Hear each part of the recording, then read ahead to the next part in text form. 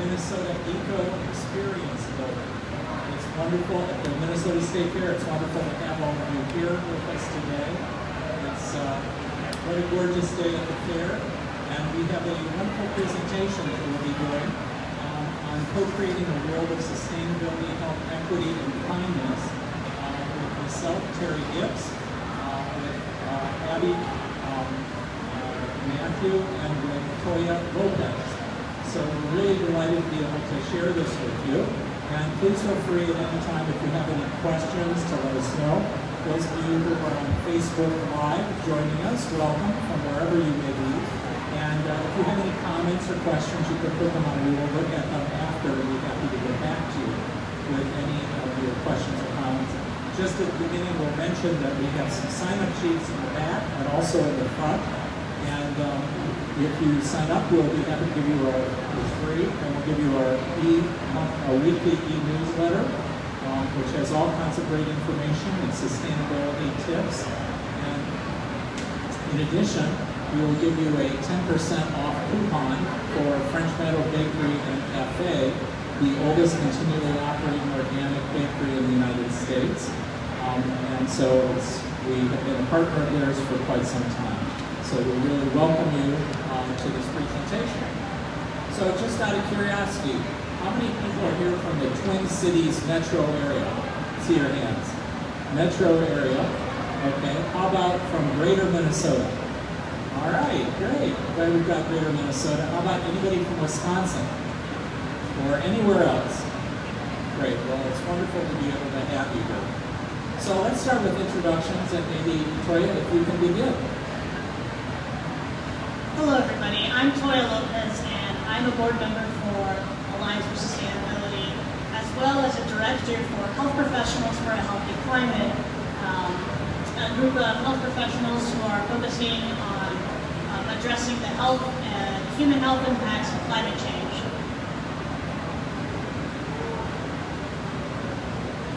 Hi everyone, I'm Abigail Mathew. I usually go by Abby. I'm a junior at the University of Minnesota Twin Cities, studying environmental science, policy, and management. I'm the chair of the Alliance. I've been training here since this past March. And yeah, I'm excited for this presentation. It's wonderful to have Abby as one of our interns at the Alliance. She's been fabulous. And if you know anybody who would be interested in an internship, please let us know or talk with Abby after. And it's delightful to be able to have Toya here also, who's also a board member on the voluntary staff, president of the Alliance for Sustainability. In terms of my background, I have a sustainability consulting firm, Sustainability Associates. Worked for more than 40 years in the public, private, and nonprofit sectors on various aspects of sustainability, working for the Atlantic Corporation, Cargill, and other companies. Publicly, I've worked for two congressmen in the White House under President Carter, and also helped to co-found the Sacramento Community Garden Program. And I was the chair of the St. Louis Park Environment Sustainability Commission. Nonprofits, I worked with the University of Minnesota, with the Minneapolis College of Art and Design, and done research on organic and sustainable agriculture in 45 countries around the world. And wrote two books, Breaking the Pesticide Habit on Alternatives to Hazardous Pesticides, and also the Humane Consumer and Producer Guide with the Humane Society of the U.S. The mission of the Alliance is to co-create sustainability on a personal, organizational, and planetary level.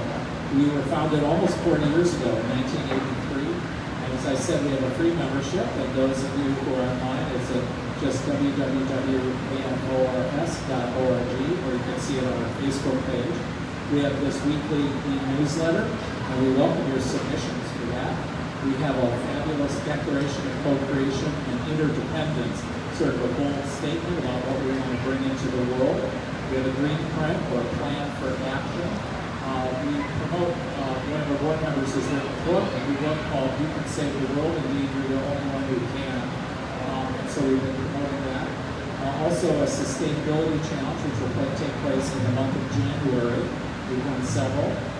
Also inclusive talks, a weekly sustainability podcast. And we have a campaign called the She Kindness Campaign for Sustainability, Health, Equity, and Kindness, which we'll talk more about at the end. So I want to just begin with this question that was posed by Buckminster Fuller, perhaps the most important question I've ever seen anybody ask. How do we make the world work for 100% of humanity in the shortest possible time through spontaneous cooperation without ecological damage or disadvantage to anyone? And I'd like to hope that we'll be able to answer that question with some of the approaches that we're going to share with you today. So I will begin by giving an overview about sustainability, what it is, some good news that environmentalists never talk about that I think is important for people to know. What is this? There's an approach called the natural step framework, which is very powerful, who's using it, and how we can meet our fundamental needs. Then we're going to hear from Toya talking about health, equity, and some other related issues. And then from Abby talking about kindness. And then we'll open up to any questions or discussion that you might have. And again, at any time, if there's something, please feel free to ask or make a comment. So just out of curiosity, how would you describe your knowledge about sustainability? How many of this is the first time actually learning about it?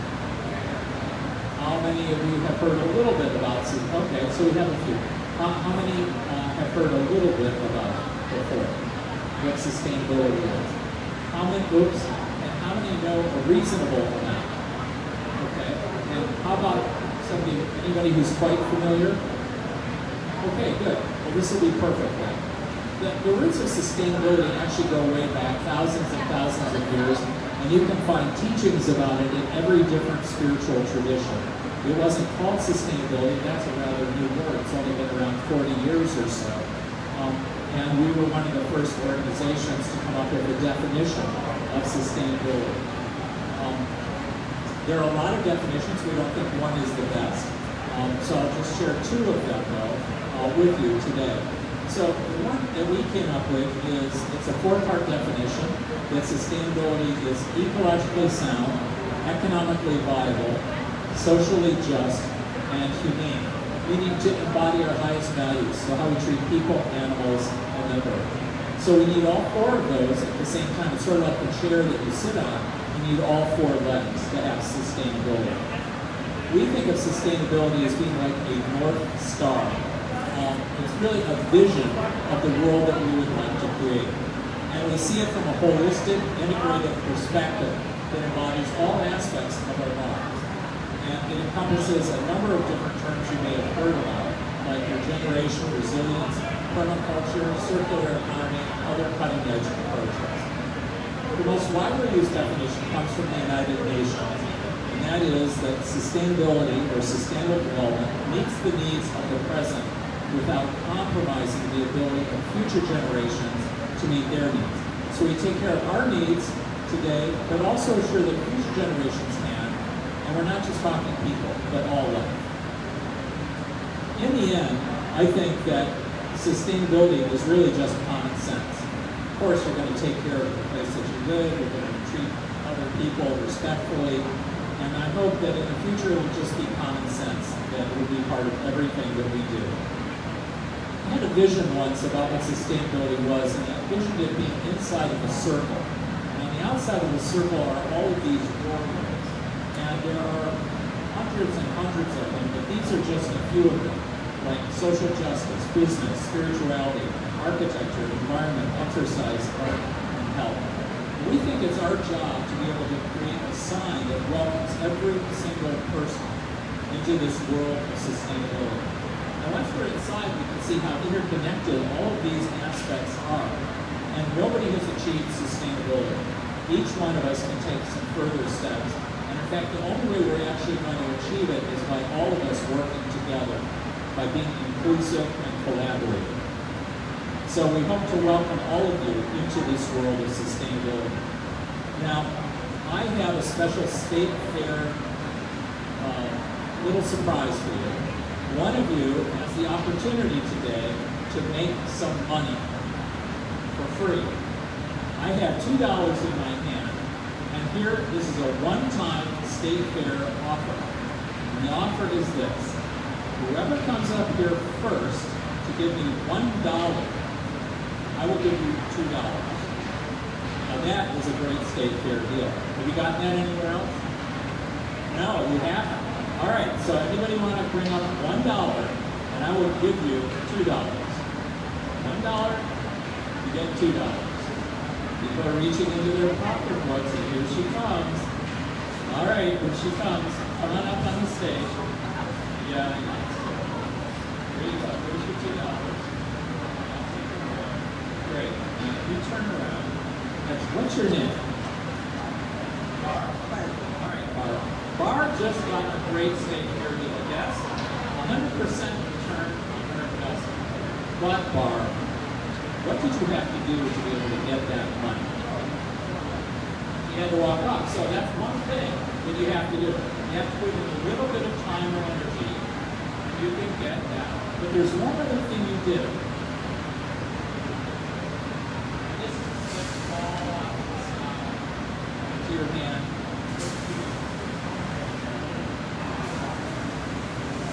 You had to give $1 to get $1. So you had to make an investment in sustainability.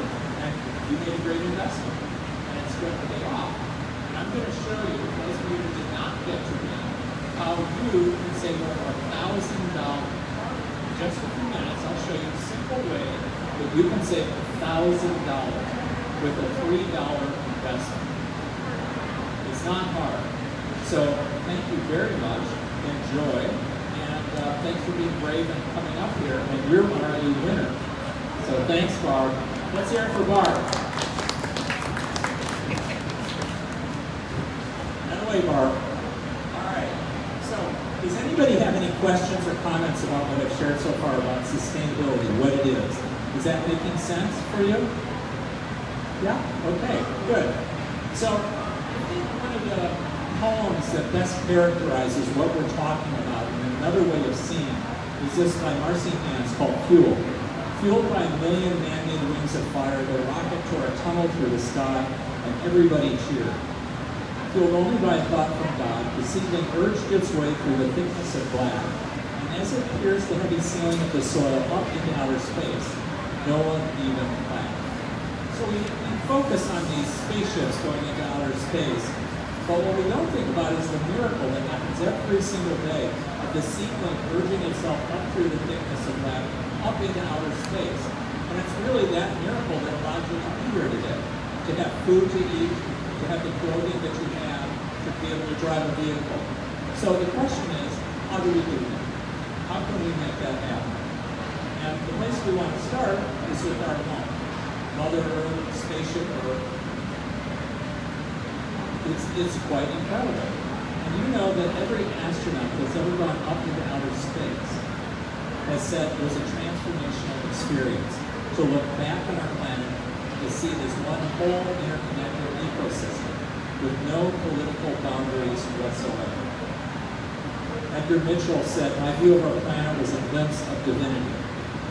And German astronaut Sigmund Hahn said, "Before I flew, I was already aware of how small and vulnerable our planet is, but only when I saw it from space.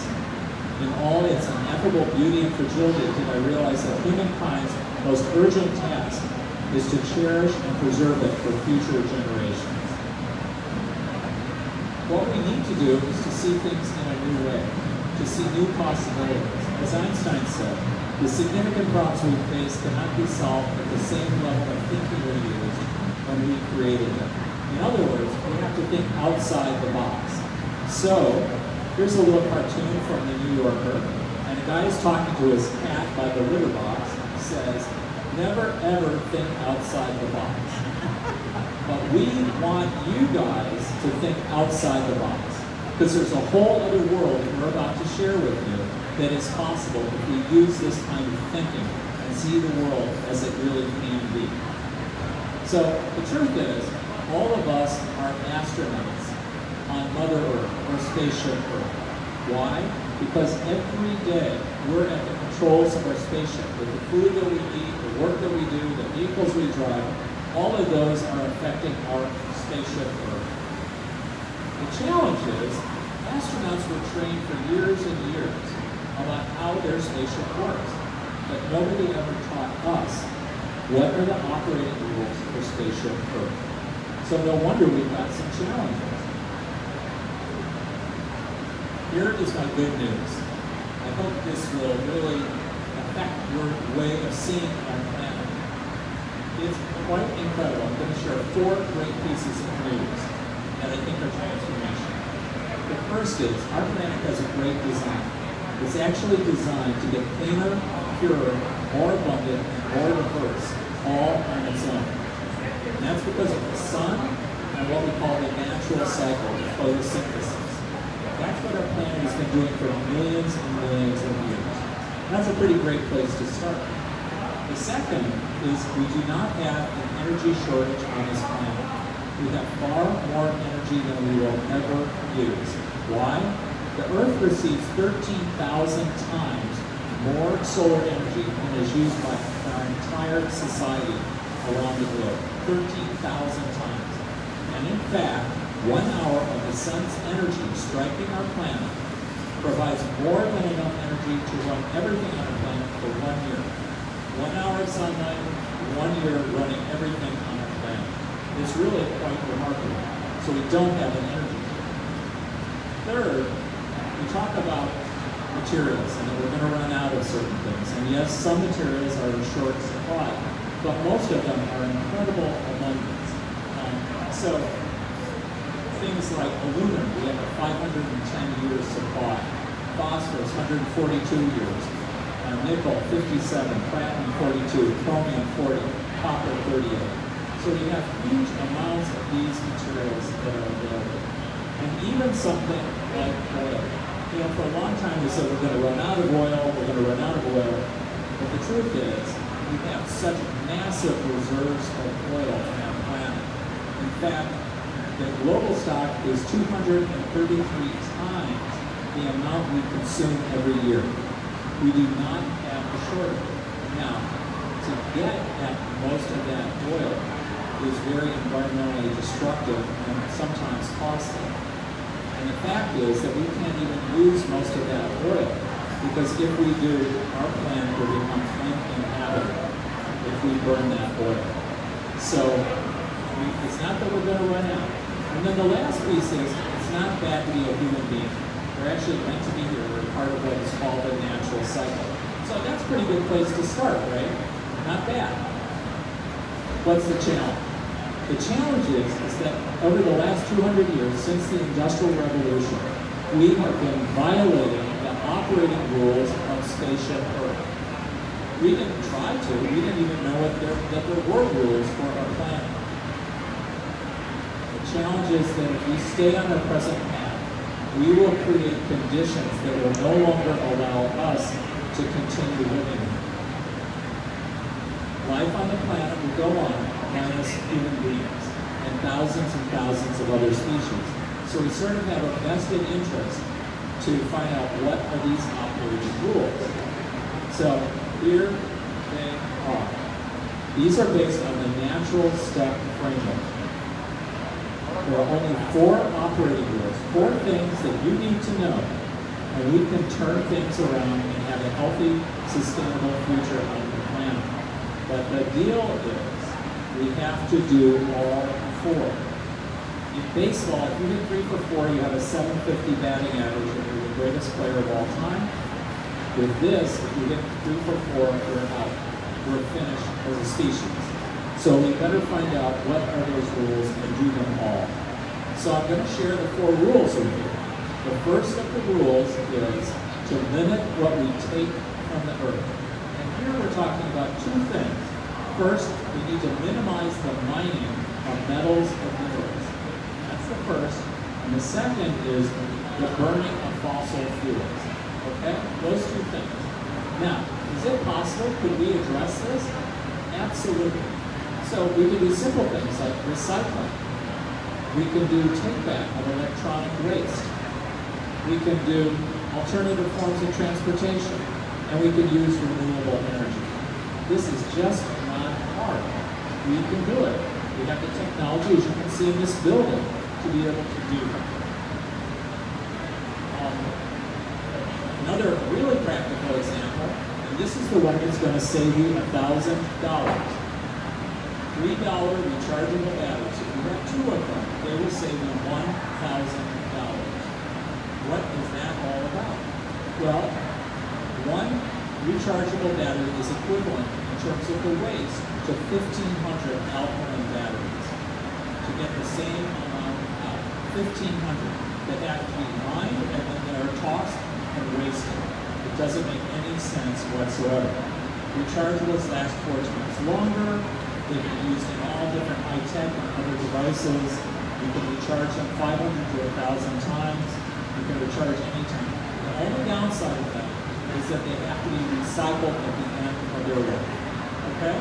So that's a pretty good deal, right? $1,000 for a $6 investment. You also can do something starting today, right away. In Sweden, they teach people to do what's called eco-driving. And there are 3 parts to the eco-driving. Properly inflate your tires, not hard. Avoid sudden stops and starts, and drive the speed limit. You do those 3 things, you can have a 25% savings on your fuel bill immediately. You don't have to wait. You can have this savings immediately. That's a pretty good deal, right? So that's the first of those principles. Obviously, I think we can do this. The second is to avoid toxic substances that we make. So here we're talking about hazardous pesticides, plastics, chemicals. Do we have alternatives to those things? Absolutely. We can buy organic food right here, in various parts of the exhibition. You can buy organic food. You can use natural cleaning products, and you can use natural personal care products. Again, not very hard. You, in fact, can make your own natural cleaning products for about 50 cents instead of buying commercial products. But if you do want to buy commercial products, they're great. They work really well. Everybody from Restore Shackley, the 7th generation. And the city of St. Paul did a study of cleaning products comparing commercial cleaning products with natural ones. And they found that the natural ones clean just as well. People did not get sick from using them, and they were just as cost effective. So this is a simple change we all can make. Let's go to the third principle. To respect the earth. So we need to protect biodiversity, ecosystems, and natural resources. Again, I don't think this is really hard. Many of you are already doing this, like recycled paper, purchasing 100% post-consumer recycled paper, composting, protecting wetlands and watersheds, and saving water. Again, those are just simple things that we all can do. Get this, if everyone purchased a roll of toilet paper, one roll of 100% post-consumer recycled toilet paper, everyone in the U.S., this is what would happen. We'd save 300,000 trees, 1.2 million cubic feet of landfill space, and 122 million gallons of water. That's enough for 3,500 families per year, just by one roll of this. And we can have that kind of impact. And we don't have to use chlorine for bleaching. And you can get huge savings by changing your diet to having more of a plant-based diet. You're doing a meatless Monday or becoming a vegan, an organic vegan. Look at the savings. A vegan diet can save $1,277 per year. And when it comes to U.S. healthcare costs, way over $61 billion a year are attributed directly to things that are avoidable from a plant-based diet, like hypertension, heart disease, cancer, and diabetes. And finally, this is really unbelievable. Low-meat diets, not vegan, but just low-meat diets, could cut our climate change costs in half by 2050, actually saving us $20 trillion. We're debating $3.5 trillion soft infrastructure package. We're talking here about $20 trillion that can be saved. So huge savings from making that shift. And so, does that make sense about the third? Not so hard, right? the fourth is to meet human needs. This one is a big challenge, but we can do this as well. We need to remove barriers to people meeting their fundamental needs. There are some simple things that we can do, like community garden programs, or health and wellness programs, or purchasing fair trade products. Very simple. But here's one that is really remarkable. From the Children's Defense Fund, they compared if we do or we don't invest in one young person in their life. If we don't invest in them, these are the costs all of us will be paying for. We'll be paying $49,000 for juvenile detention, another $123,000 for a correctional facility, and another $25,000 for that investment. The net benefit that we get from that young person in terms of their contribution to our society is $1 million. So if we add those two together, that total is nearly $5 million per person if we invest in young people. And so this is a way of talking to Republicans, Democrats, Greens, Independents, people of all different backgrounds about what is the kind of change we need to make. Does that make sense for that fourth principle? So, if we follow those four rules, we can have great outcomes. We can have a healthy, sustainable present and a future to pass on to our children. We can have a 4 to 100-fold increase in productivity, huge savings in money. We can create jobs, we can have livable communities, and we can actually reduce taxes. This is not a bad deal. This is perhaps the greatest opportunity human beings have ever had on the planet. This is a choice that will make or break our future. And we can make it. This is not bad, it's not hard. It's a win-win-win all the way across. So, using this approach from the natural step framework offers the possibility of fundamentally transforming life on our planet. We don't have to wait generations and generations. We can start this change now and really start turning things around in 5 to 10 years. But we really need to do it now. And as Arundhati Roy said, another world is not only possible, she is on her way. And I think that's the possibility. And that's what this building, and that's what our work is about at the Alliance. Now there are lots and lots of companies that have made, and organizations and cities that have made a commitment to making this shift, like IKEA, the world's largest furniture manufacturer, Electrolux, Interface, the world's largest commercial floor covering manufacturer, McDonald's, Starbucks, Roman Haas, CH2M Hill Engineers, Nike, Mitsubishi Electric America, Bank of America, Portfolio 20, various investment firms. But the U.S. Army, Navy, and Air Force have all been using this approach. The state of Oregon was the first state. Whistler in British Columbia, Santa Monica in California, Portsmouth, New Hampshire, Duluth in Minnesota, Madison and 24 other eco-municipalities. The American Planning Association has used it. University of Texas and other universities have been using it. Ridgeview Medical Center in Waconia has been using it. And various religious institutions like the Basilica of St. Mary. So this is becoming more and more mainstream. So any questions or comments about what I've shared about the natural step, about these simple actions that we can take to shift things? Any questions, comments? Okay. So I want to finish my section by talking about fundamental needs work. And this is work done by Dr. Manfred Monksney, who got the Alternative Nobel Prize for his work in bottom-up, people-centered, sustainable development. And his core idea, boiled down, is we can meet people's fundamental needs with unlimited amounts of learning, laughter, love, meaningful work, and community while eliminating what we don't want: stress, expense, pollution, and violence. So, here he is. He's known as the barefoot economist for his work in Latin America and Africa. And he's written a great book, and he's the head of a big university in Chile. So here is this very complex idea is boiled down into 4 things that I think are transformative. The first is all fundamental needs are defined in possible investment. We know what the fundamental needs are, and here they are. Unlike Maslow, who says there's a hierarchy of needs, and self-actualization is at the top, he instead argues there are 10 fundamental needs, and every human being has those needs all at the same time, sometimes more, sometimes less, but these are fundamental to being a human being.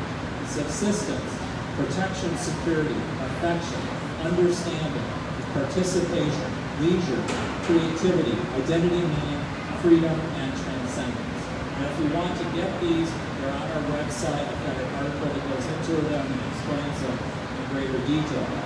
These 10 fundamental needs, he then says, which is really interesting, they have never changed. Those 10 needs have been fundamental to every human being that has ever lived. Regardless of when, or culture, or anything else, how we meet the needs has changed, but the needs themselves have always been there for every person. They are not interchangeable. You can have a lot of money, and it won't do anything about meeting some of the other fundamental needs. And that answered a big question that I had, because I've done work in many developing countries, and I was surprised by how happy and fulfilled many of the people were, even though they had very few resources. And then I saw what was going on in the United States, where people had all kinds of stuff, and often were very unhappy. And what he said about that, it's really interesting. He said that poverty is not a lack of money. Poverty is any unfilled human need. That's what poverty is. And he said, based on that, the U.S. is perhaps the poorest country in the world in meeting fundamental needs. So that was really, really helpful to understand how it works. And then finally, we can have more satisfaction. We can be more fulfilled with less stuff. That's completely counter to what our culture tells us to, which is to consume and buy and use more and more. But we can be even more fulfilled with less things. So here's a practical example of that from Sweden, from Gothenburg, Sweden's second largest city. A large apartment complex was retrofitted, and they did solar panels and daylighting and energy conservation, all of which are great. But they did one other thing. They put in an attached greenhouse. You know, an attached greenhouse is great because you can grow organic food around the year, and you can take passive solar energy and use it to warm the building. So it's a really nice idea. What they didn't realize is how it met so many of the other fundamental human needs. So not just subsistence, growing that food, but security, because they knew each other, identity, meaning, creativity, participation, leisure. So by properly designing our homes, our workplaces, our communities, we can design them to help fulfill people's fundamental needs. It doesn't have to cost much money, if anything, to do this. So this is really quite profound. And what's great about it is everybody has these fundamental needs. We're not leaving out anyone. Nobody is against this. When I share this at our state capitol with our senators and representatives, whether they're Democrat or Republican, they say, this is great, I totally agree with it. So this is something that can bring people together during these very polarized times, as well as Greens and independents. Companies that are using this, like Interface. Ray Anderson, of blessed memory, who was the head of Interface, who was the largest commercial forerunner, I did a presentation for him, and he said, Terry, this is what I've been looking for, the design of the prototype company at the millennium. And he's been using it ever since. So we can meet the basic needs of everyone. And here is the last huge benefit, and that is, it is the best antidote there is to a disease which we call affluenza, consuming the planet to death. Now, if I were to say to most Americans, hey, do you mind giving up, do you mind sacrificing living less? It's not going to be a very popular message. But if I turn it 180 degrees and I say to Americans, how would you like more? More of the things that you've always wanted. How would you like things like healthy, attractive, and nurturing environment? Streets that you can walk down safely at night, to have a sense of community, to have meaningful work. People will do it in a second. Oh, and how about if you give up the things you don't like pollution, violence, stress, and expense. So if we share this with people, it can be transformation, whether it's in your congregation, whether it's in your business, your community, or your own family. This is a really powerful transformational lesson. And the proof of this was I was speaking for a long time about this, all over. It didn't matter if it was Mexico or South Africa or Ireland, wherever, to conservative businesses, whatever type. And then 9/11 happened. 20 years ago, 9/11 happened. And when that happened, almost just as if it's going on right now with COVID, everyone re-looked at their lives. And we're in the question, what matters? Why am I here? What's my purpose? And not only do we look at our lives differently, but we thought, what is important? And how can I serve? How can I contribute? That was the question that so many of us have asked, back then and now. But after 9/11, what did our country's leadership ask us to do? Does anybody remember the big message that our leaders told us to go do? To go shopping. And every American knew that's not what we wanted to do. This is great news. I can't give you better news. Because the fact of the matter is we are not consumers. We may have been brainwashed into thinking we're just consumers, but we care very, very deeply. And this is great news because we can talk with people about this and really bring about a fundamental shift. And I think this is a conversation that is transformational. It can really change our world. Mike Nickerson, a big sustainability leader in Canada, once said, we can no longer have everything we want. And when I read that, I was very sad because I went, hey, I'm an American. But then I read the next line. He said, but we can be more than we ever imagined. And that's the possibility of what we're talking about. We can have a world that can really work for everyone, that can change where we are, and create a future for everyone. So any questions or comments about any of that? Did that all make sense for you? Yeah? All right, what I'd like to now do is to turn it over to Toya Lopez. And Toya is going to speak with us about some of the aspects regarding health and equity from her perspective. So thanks, Toya. Thank you, Terry. As a reminder, I am part of Health Professionals for a Healthy Climate, and in my work day to day, I am confronted with the correlation between health and climate change. And so as we map the incidences of health conditions versus other such factors in our environment, it becomes increasingly obvious that Black, Brown, and Indigenous people are the most affected. If you were to take a map of Minneapolis and map out where the highest amount of air pollution is, and take another map of where the highest density of people of color live, put those maps on top of each other, it's really hard to tell the difference. And what this means is that there will be a higher incidence of heart and lung disease, stroke, cognitive decline, and various cancers. Air pollution is also linked to infant mortality as well as developmental disorders. Yet, if we can decrease the particulate matter levels, or air pollution, we can decrease cardiovascular mortality in as short a time as a few years. As a Latino person, the legacy of my family is carried down through my blood, and my culture shapes my experience of the world. I would sit and listen while my aunts would play canasta, and they would talk about how back in their day, the water underneath Mexico City used to be so pure you could drink it. And my father would talk about how he was raised in Colombia in the house that his father built. And they didn't have to worry about energy efficiency because they didn't have any electricity. And they didn't have to worry about recycling because they didn't really have any trash. And so, and as my dad would look to the sky, he would see all of the nature that was around him and the condors fly, while these days, these condors are endangered. So my father also taught me how to pray. He told me that when I wake up in the morning, I should go outside and look at the trees. They're good, right? And, listen to the birds, look at the birds and be like, those are also good. To feel the wind blowing through my hair and the sun beating on my face. And also that these are good. And to be thankful for all of these natural things that still exist all around me.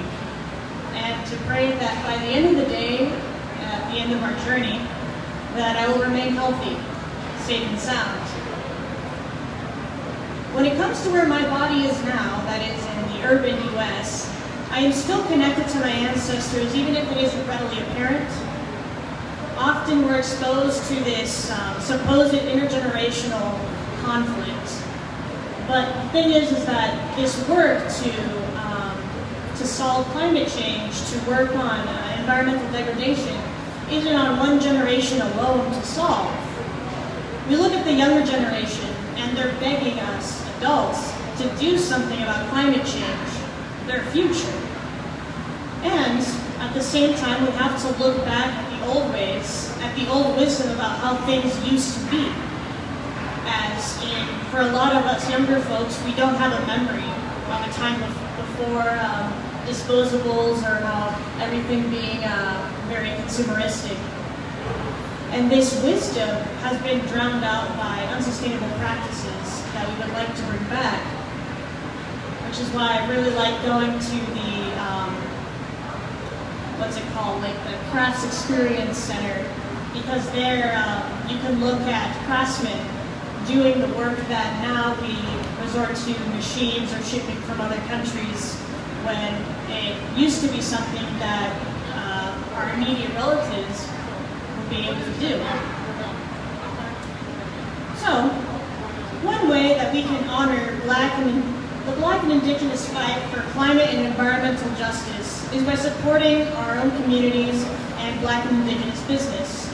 This can look like having locally sourced produce and animal products from Black and Indigenous vendors and creatives, or simply donating money or time. In doing this, we both strengthen our supply chain to endure climate disasters such as wildfires or hurricanes, as well as raise the voices of those most affected by those climate disasters. For white folks, as you venture into or strengthen your advocacy, look towards Black and Indigenous leadership and make space for these Black and Indigenous leaders, and make sure to pay them for their labor.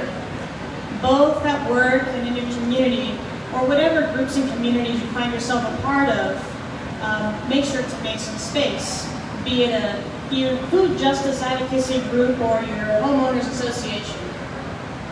If you're a person of color, you probably resonate with giving your expertise for free on top of all of the other roles that you are. Often this dual role is exhausting, and I'd like to remind you that simply taking care of yourself is important and valuable, because your experience and yourself is inherently valuable. And that keeping ourselves healthy is important for sustainability as a whole. The whole reason I ended up even getting into this sustainability work is because of our health, and wanting to preserve the health not only of future generations, but of our own here today. Recently, this year, I found myself hospitalized for some health problems that I'd been struggling with. During this time, it was really painful to take a step back, because I've been taught that my worth is directly correlated to the productivity that I have, that I'm able to put out. But my coworkers, my friends, my community, they've been able to remind me that taking care of my health is important, and that it is an important aspect of the movement itself of sustainability. It's a strange pill to swallow in our culture, but I'm trying to accept this love, as no person is an island, and we must be interdependent. This is what the human race has known. Sustainability is not a program, it's not an activity, it's not a department, it's not a job, and it's not exclusive. It's a lens in which you view your whole world in. It's in all facets and disciplines of your life. It's in every building and every road you take, both figuratively and literally. As a sustainability professional, I apply this to literally everything in both my professional and my personal life. And often the discussion begins and ends around recycling, which of course is important, but there are many other facets of life in which we can make sustainable choices. And a few of these areas that I would like to talk about include waste, energy, water, supply chain, and leadership. When talking about waste, aside from providing education on how to sort recycling, compost, and landfill items, you should also be looking to decrease the volume of waste that you have versus waste diversion. That being recycling, reusing, fixing, refusing something, versus the stuff that you throw in the trash. And also thinking about your hazardous waste materials and making sure that those are disposed of properly as well. Mostly thinking about our electronic devices and making sure that those are going to the correct e-waste facility. Or better yet, you could host an e-waste drive for your community or your workplace in order to help gather these appliances. Of course, when talking about electric appliances, we end up talking about energy. Energy essentially could relate to just about everything. It's the light bulbs you use, whether they stay on at night when they're not needed, how efficient your devices are, like what Energy Star rating is your refrigerator, how about your AC and heating? And do you have that one toaster oven that you keep in the corner that's been plugged in even though no one's used it for 5 years? All of that is taking energy, whether we're actively using it or not. And all this energy that we're using that we're is not being used in an efficient way is energy that we're paying for. And so that's why energy efficiency is also really important for monetary reasons, because the energy that we're not using is the energy we're not paying for. And of course, here in Minnesota, we also have renewable energy credits, which we can use to receive money when we are also helping support the increase of renewable energy, that being wind and solar in Minnesota. The same monetary gains can't be said for water, and yet, as we know, as we've been surviving through this drought, water is very, very important, both in terms of water usage and water pollution. As you look at the water section over there, I perused earlier, it will give you several examples of ways that you can reduce water in your personal home life. And sometimes these solutions can be expensive, such as, installing one of those fancy Japanese toilets, or it could be inexpensive, such as taking the toilet you already have and lowering the amount of water that fills in the tank. And then also, you might be able to look at areas that don't even need water, or shouldn't be needing water to begin with. Namely, we're looking at lawns here, and I'd really like to push for something called Xeriscaping. That is having organic or inorganic things for your lawn. Most of this ends up being rocks and native plants and grasses that don't need to be watered. They're just there, and they just grow because that's the place where they're made to grow, instead of having to water our lawns that just kind of look like every other lawn. Also, I'm pretty happy that I was able to adopt a drain today, which you can also do here, I think somewhere in the back there. And this is pretty important because oftentimes when those pesticides that we end up putting in our lawns go straight to our waterways. This includes the salt that we use to salt the sidewalks or the roads, straight into the waterway. And that's the water that we end up drinking, right?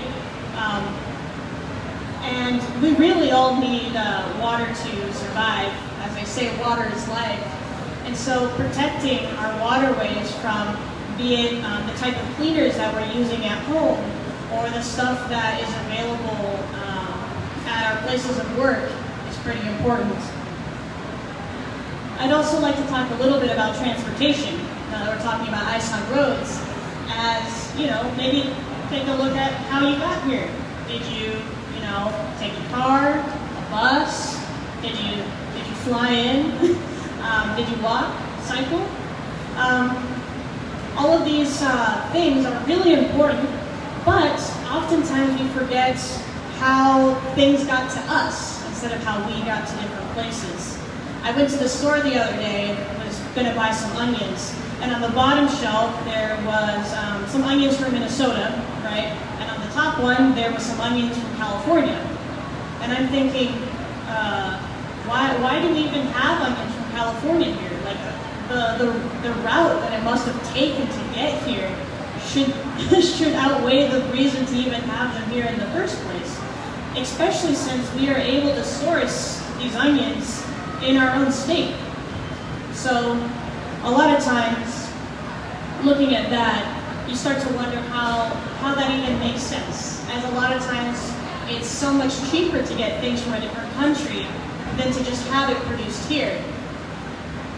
And that's when you get to talk a little bit more about the equity piece. Because oftentimes, this stuff that you're not paying for is essentially the exploitation of somebody else. And labor trafficking is not just something that happens in other countries, but happens here in our own state of Minnesota, as people are not paid what they should be for the work that they do, or they've been put into contracts that they can't escape from. And so we really have to be careful about who we're buying from as well, and what we're buying. As something that is priced a lot less, you wonder, well, where were the corners cut? So the last piece here is to think about leadership. As my friend would like to say, is that we shouldn't just change our light bulbs, we should also change our leaders. So you should definitely be trying to support people that are in line with your values and that also have the ability to make these changes in our communities. And also to just talk to leaders or people who are in those positions to make change, whether it be talking to your legislators or perhaps one of the state departments, or even your boss at work. All of these things can really help with changing things into the positive direction. And with this piece, we should remember that we are a closed system, and that everything we use comes from somewhere and goes somewhere. Nothing can be thrown away. When I went to New York, I was surprised and appalled at the amount of trash there is everywhere. There's, bags and bags of trash, little mountains of trash in front of every building. And I was quick to judge, because obviously they must be doing something wrong. But perhaps it's just that they have to live with the reality of their waste a lot more than we do with our waste management system here, so that we don't have to see it. And as I mentioned before, it's easier to ignore the effects of pollution and climate change if you're someone who's affluent. And so oftentimes if you're a person of color or someone of low socioeconomic status, or just, happen to be someone who hasn't had a lot of intergenerational wealth, you end up feeling this a lot more. If you can't see the pollution and the climate change affecting your backyard, and if you are able to retreat into an air-conditioned building, or leave if it gets too unlivable, then it's a lot easier to ignore. Sustainability focuses on people, planet, and prosperity. If we keep these principles in mind, we can collectively make our communities more sustainable, prosperous, and interdependent. What I ask of you today is to focus on what you can do in your home, your workplace, your worship place, and community. The best thing you can do is to educate each other and do the best in your area of expertise. So start where you are. And I'd like to pass it over to Abby, who will talk more about kindness.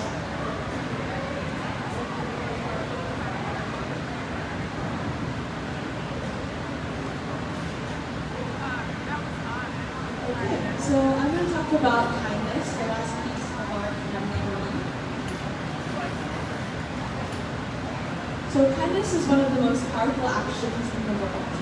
A kind gesture and heart provide a huge stronghold against all the rules in the world, especially in this day and age with COVID and everything else that we're struggling with at the moment.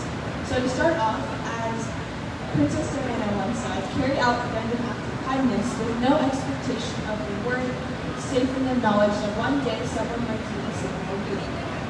So on that note, kindness can help to provide peace to everyone's mind. To start off, kindness is defined as being friendly, generous, and considerate. In today's society, kindness sometimes has the connotation that someone is naive, weak, or even submissive. But being kind often requires courage and strength to step. Some examples of kindness are 1. Noticing when someone needs a helping hand, 2. Celebrating others' successes, 3. Telling others the truth in a gentle way, and 4. Being kind to yourself. Noticing when someone needs help shows that you have awareness. Additionally, your response to someone's successes may determine more about your relationship than how you respond when times are difficult for them. As you can see, kindness can look very different, and there will always be many opportunities to be kind.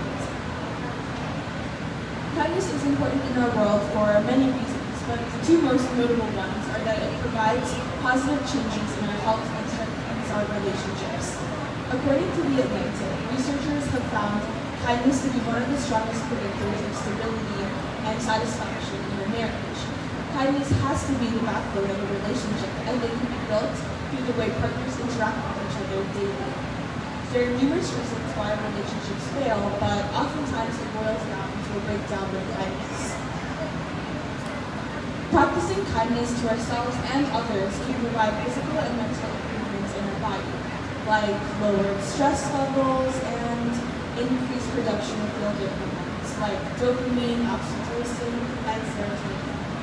Being kind also boosts the immune system, reduces blood pressure, and reduces anxiety. Fortunately, being kind isn't difficult, and the great thing is you get to experience these amazing side effects when you're being kind. So, the next thing I'll be talking about is how to show kindness to others specifically. Kindness, obviously, in the beginning, I kind of talked about some examples of kindness, and you kind of noted that it doesn't have to be a large act for someone else, but rather it can be just a small, random act of kindness for one another. Regardless of the act, kindness is rooted in these 4 principles. 1. Awareness. 2. Unconditionality. 3. Non-judgment. And 4. Action. First and foremost, in order to be kind, you must be aware of all the various times and opportunities to be kind to others. If we're too absorbed in our own world, we'll never recognize those opportunities and there's countless opportunities to be kind. Next, you have to be unconditional with your kindness. You have to offer kindness and help without the expectation of getting anything in return. And sadly, this will take a lot of practice to be kind unconditionally. Understanding that the real reward for kindness is the inner positivity you provide for yourself and others, rather than any sort of external reward and recognition, will help you come to terms with being unconditional. Another principle needed to practice kindness is to be non-judgmental. It is not our place to judge the good or bad of another person's situation, and then rather view the situation as an opportunity for us to be kind. So I know earlier we were talking about an example of, let's say you're going to like a grocery store and someone is kind of like mad at you or like kind of treats you a little bit rudely, rather than kind of being bitter and being back, instead just kind of viewing that situation as an opportunity to be kind, because you truly don't know what's happening in that sort of situation and what's kind of going on in their background in that situation. So that is kind of helping for us to be non-judgmental. And last but definitely not least, you have to act. Obviously, awareness without any action can't be found. You should always try to act in a friendly, generous, and considerate member to others and partners, rather than just ignoring the situation and walking away from the situation that you could view as an opportunity to be kind together. And being kind isn't just to others, but it's also important to be kind to yourself. Being kind to yourself involves the tips I mentioned above, but also 3 more tips specific to self-kindness, which are 1, self-awareness, 2, generosity, and 3, avoiding comparison. First, to start off the cycle of being kind to yourself, you must practice self-awareness. So to start off, you must be aware of what you're telling yourself and how often you're being negative or hard on yourself. The next step is then to be aware of the opposite and notice how often you are praising yourself or recognizing things that you are good at or positive things about yourself. After learning to practice self-awareness, the next step is to be generous with yourself. So as an example, people don't hesitate to give themselves time to other people, and yet at the same time find it difficult to be equally generous with themselves. So give yourself time to do things just for yourself, like disconnecting from technology for a few hours or getting out into nature. Finally, one of the last steps you should take for yourself is to avoid comparison with others. We live in a world filled with advertising, social media, and TV that constantly shows us and reminds us how we are not living this supposed perfect life, and that we don't measure up to other people and their successes. If you fall into the comparison trap, it is a direct route to lots of negative self-talk and critique on yourself. The most important thing is to remember about advertising on social media is that you're seeing the perfect snapshots of people's lives, or as you might say, the highlight reel, rather than seeing the everyday struggles and pressures that they are facing. Therefore, it's unfair for you to compare yourself at your worst or with the knowledge of your worst to someone else's best moments. With all this being said, being kind is difficult, so just start off with that first step of being self-aware, and the rest will soon to follow. So be sure to show yourself those practice some kindness. Hopefully, start to take.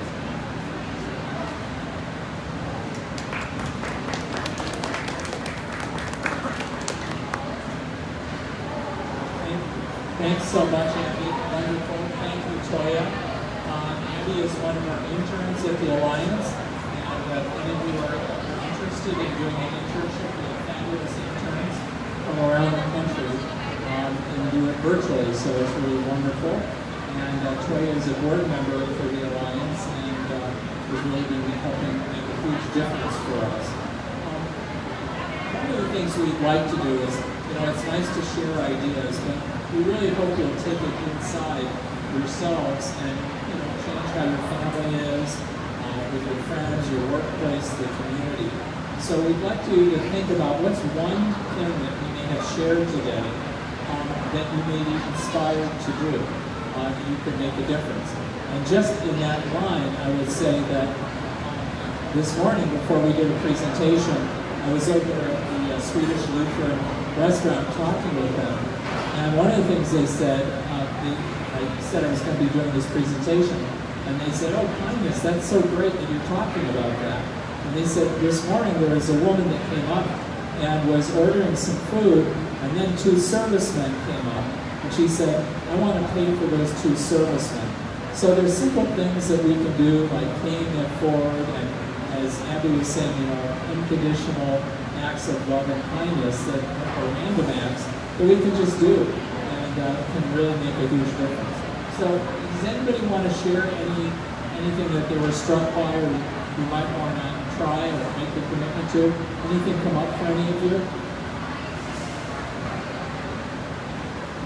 If not, as long as you make a commitment, that would be great. I want to just offer that if you would ever be interested, we'd be happy to come do a presentation on the natural step and its approach to sustainability, or on sustainability, health, equity, and kindness. We have some wonderful speakers, and we'd be happy to come do that, whether it's a school or a business or a community or a nonprofit organization, city, whatever it might be. And we have this wonderful, inspiring thought from Patanjali. When you are inspired by some great purpose, some extraordinary project, All your thoughts break their bonds, your mind transcends limitations, your consciousness expands in every direction, and you find yourself in a new, great, and wonderful world. And that's what we really hope for all of us, that we can bring about a fundamental shift in what's taking place. And I hope that what we've shared with you today will really help be able to make that happen. We would love to have you sign up front or in the back. If you sign up, it's free. We'll give you a membership in the Alliance, and you can receive our weekly e-newsletter with humor and great sustainability tips and all kinds of great music and what to watch, all kinds of things like that. It's really fabulous. And we will also give you a 10% off coupon for French Meadow Bakery and Cafe, the oldest continually operating organic bakery in the country. And we've been partnering with them for a long time. So they want to support this work that we're doing and have you be able to enjoy some great food. So I want to open up to any questions, discussion, comments, anything that you might have. Any questions that you have? Things you're wondering about, challenges that you're dealing with? Toya, Abby, and I would be happy to answer any of those. Anything on your mind? Thumbs up? Well, we'll be around after, and maybe just to conclude, two things. One is tomorrow, Abby will be here with Brock Munster-Tiger, who is also an intern. He is our newsletter editor. And Abby and Brock will be speaking here tomorrow at 4 o'clock. And for those of you who are on Facebook for our live stream, and also I will mention that these are on the Alliance for Sustainability's Facebook page, recordings of each of the types of talks that we've done. And I also forgot to mention one other thing, and that is if you sign up, I'll be happy to send you the 10 things that you can do that can save you money and the earth. So it's the wonderful, simple tips that you can take. So that'll be tomorrow here at 4 o'clock. Please let people know. Or you can watch on our live stream on our Alliance for Sustainability Facebook page. And then last, we have a campaign. It's called our She Kindness campaign for sustainability, health, equity, and kindness. And we would welcome your participation in any way possible. It's really meant to bring about personal and organizational transformation, as well as fundamental policy shifts. We want to educate, engage, and inspire more than 1 million people and organizations, so we hope that you'll be part of that just by signing up and becoming a member today, to really address lifestyle consumption and fundamental policy changes. We're going to be doing 20 presentations to businesses, so if you know a business, we'd be happy to do a presentation for the businesses. And we want to engage the employees in making at least one sustainability commitment and really support a shift in corporate practices. We're also doing presentations to schools, to 20 schools, 10 of which will be in underserved communities. So if you know the school and you would like us to do a presentation, we'd be very happy to do that. And again, we want the students to make a commitment to taking at least one action, and hopefully to engage the whole school. And we want to create something called Students for Sustainability nationwide, so students can have a greater voice. And we also want to support public policies. So we've been working on, with our various partners, on various public policies to bring about a shift. So we love that. And finally, we have what we call our Declaration of Co-Creation and Interdependence. It's a really bold statement that we're making about how we want to live, what we want to do in the world, and what we hope others will join. So we hope you'll go online and you will become a signatory of this and get others that you know to do that. So any other last things before we close? Anything else? Well, the three of us will be around after. We'd be happy to answer any questions. There's an information sheet in the front and the back. Please feel free to take it. You can also scan that, and you can get a membership in the Alliance. So enjoy, have a great fair experience, and enjoy the eco experience as well. Take care.